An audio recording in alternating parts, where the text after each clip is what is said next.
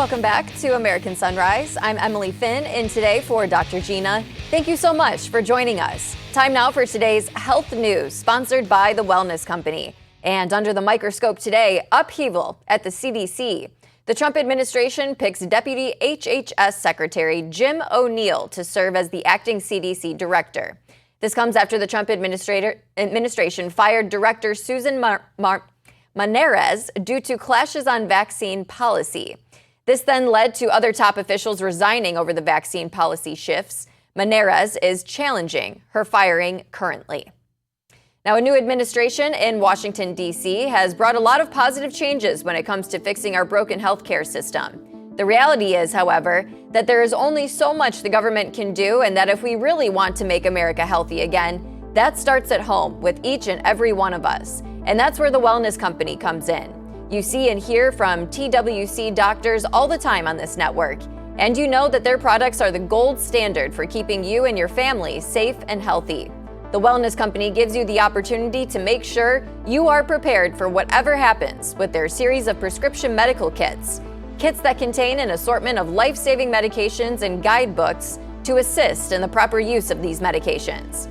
Additionally, the Wellness Company offers a variety of products from parasite cleanses to methylene blue to weight loss and so much more that can help you stay healthy and live a longer and more satisfying life.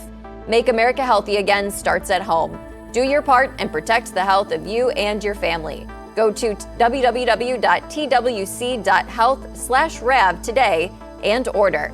Again, that's twc.health/RAV and use the promo code RAV to save 10%. Now let's send it over to David Brody. All right, thanks, Emily. The left has been calling for gun control in light of the tragic Minnesota shooting and not addressing the fact that the shooter was transgender. Best-selling author and gun control advocate Stephen King posted the following on X. He said, "Whether he was transgender is beside the point. The point is he had a gun." To discuss this more, we have the author of Gender Madness, One Man's Devastating Struggle with Woke Ideology and His Battle to Protect Children. That would be Oli London with us. My goodness, it's Friday. Clearly, I'm messing up.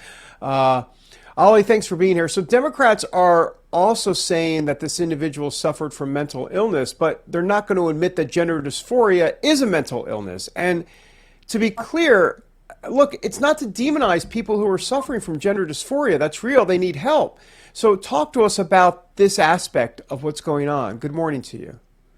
Good morning to you as well. Well, the real alarming concern is the drastic rise in transgender shooters over the past few years. You had the Aberdeen shooter, the Denver STEM school shooter, Philadelphia shooter, and the Nashville Covenant school shooter, which also targeted a Christian school. So this is something that should be looked at and investigated. And, you know, Democrats are always quick to call for gun control. You know, literally hours after this happened, you had them demanding gun control. New York Governor Kathy Hochul called for gun control. Minneapolis Mayor Jacob Frey. And, you know, it's the same old playbook. Instead of actually addressing the issue of the mental health epidemic that is going across America, specifically with gender ideology and radical gender ideology being pushed, you know, that is something that should be looked at by investigators. And RFK Jr., the HHS secretary, has announced they are looking into what medications this transgender shooter was on, whether they were on hormones for their transition or antidepressants, and whether or not that played a role in their mindset. So I think that is the issue that needs to be looked at, is the alarming rise in transgender mass shootings. Despite them representing just 0.6% of the population, it seems like it's a disproportionate number of trans shooters recently. Yeah, I mean, that's a great point there at the end, especially when you talk about the mathematical portion of this. I mean, if you look at the proportionality of it, it's way out of whack. So what is your conclusion then as it relates to the string of transgender shootings, or, you know, that they have been behind these shootings? What's the conclusion the way you see it? Well, this transgender shooter, Robert Westman, who identified as female, and his parents signed off on it in court records in Minnesota, This is somebody that needs to be investigated whether or not they were being put on hormones, what medications they're on, because again, this can play a role in a young person's psychological issues. It can cause anger. So this is something that should be looked at. And this shooter also spoke about struggling with their gender identity, saying they're tired of being trans. In their manifesto, they were rambling about that, and it was a clear hate crime, as the FBI Director Kash Patel said, targeting a Christian Catholic community. We saw the Nashville shooter targeting a Christian school. So I think the behaviors of these young people that are being radicalized need to be looked at. And also, was this shooter being radicalized online? Were they on forums online with trans activists speaking about this? What radicalized them? Because based on their manifesto, the video released, it seems like they had been planning to do something like this for a long time. You have a compelling story, Oli, and I'm wondering if you could just address any children watching, parents watching, about the dangers of this situation that they find themselves in and go down a road that they really shouldn't be going down. I'd like you to speak from your experience. We've got about a minute left, but if you could talk to them directly. Well, this is a real issue that's affecting so many young people these days, from schools pushing the gender ideology in class, from online, from kids. They're just confused. They're growing up, they're teenagers, they're being told that they're transgender. You have doctors in some states affirming that, the parents or the teachers. So this is a serious concern, and it is a trend because, we didn't have this 20 years ago. It's something that's been happening over the last few years. And, I am hopeful now with the Trump administration cutting federal funding for clinics that transition kids. We are seeing a lot of change. And I think the majority of Americans have realized that this is wrong. And, they draw the line at kids.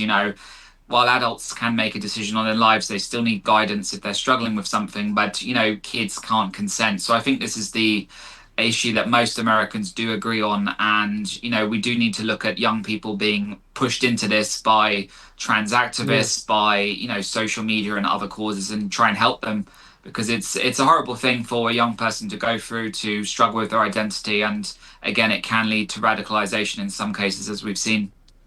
And real quick, in 20 seconds, can you just give people a sense of your story that don't know what you've been through? We've got to be quick, but go ahead.